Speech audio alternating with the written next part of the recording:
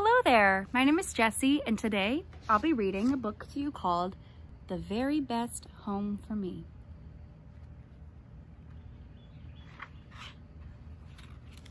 Once upon a time, in a small house deep in the woods, lived a lively family of animals.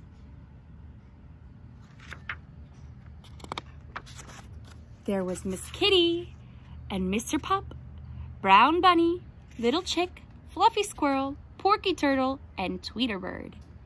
Each had his little chest and his little bed and chair. They took turns cooking on their little kitchen stove.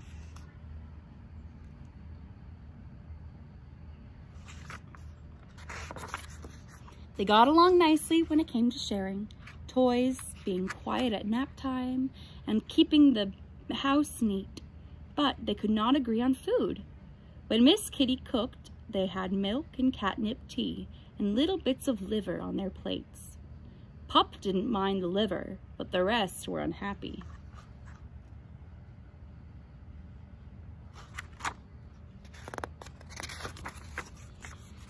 They didn't like any better the bones Pup served when it was his turn, nor Bunny's carrot dinners, or Tweeter's tasty worms, or Turtle's ants, eggs, or Squirrel's nuts.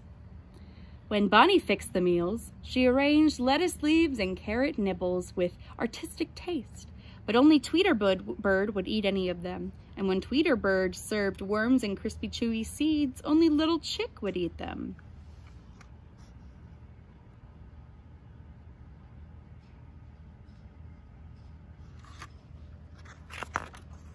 And Little Chick liked bugs and beetles even better. Porky Turtle would nibble at them, but what he really hungered for were tasty ants' eggs. Fluffy Squirrel wanted nuts and nuts and nuts. Without his sharp teeth and his firm paws, the others could not get a nibble from the nut. So they all went hungry when Fluffy got the meals. Finally, they all knew something must be done. They gathered around the fire one cool and cozy evening and talked things over.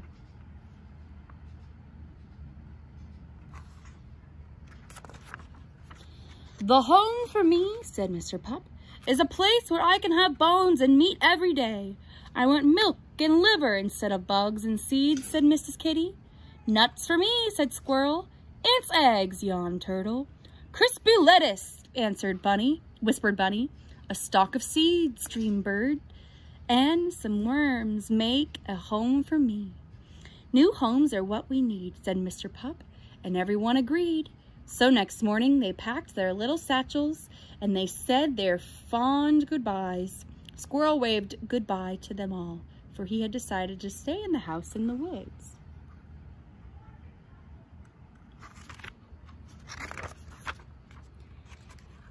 He started right in to gather nuts. Soon there were nuts in the kitchen stove, nuts in the cupboards, nuts piled up in the empty beds. There was scarcely room for that happy little squirrel.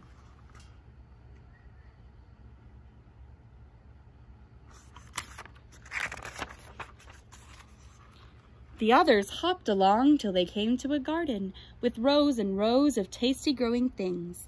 "Here's the home for me," said bright-eyed Big Brown Bunny, when she settled down there at the roots of a big tree.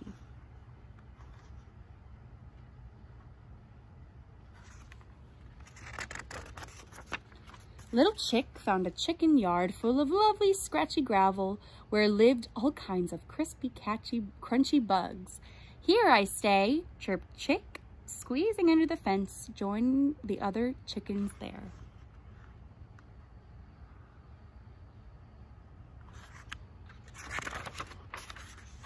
Porky Turtle found a pond with a lovely log for napping, half the sun, half in the shade.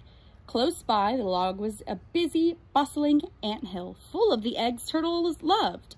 Tweeter Bird found a nest in a tree above the pond, where he could see the world, the seeds on the grasses, and the worms on the ground. "This is the home for me," sang Bird happily.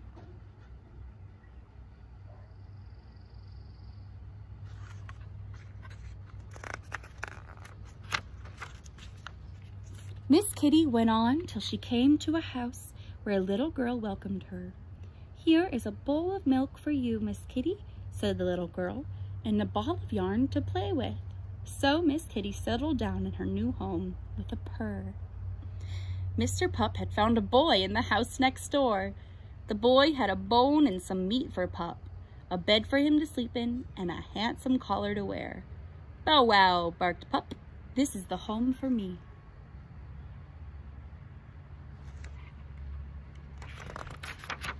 That night, each one said, as he went to sleep, "At last I found the best home of all, the very best home for me." The end, and I hope you join me on another adventure. Bye!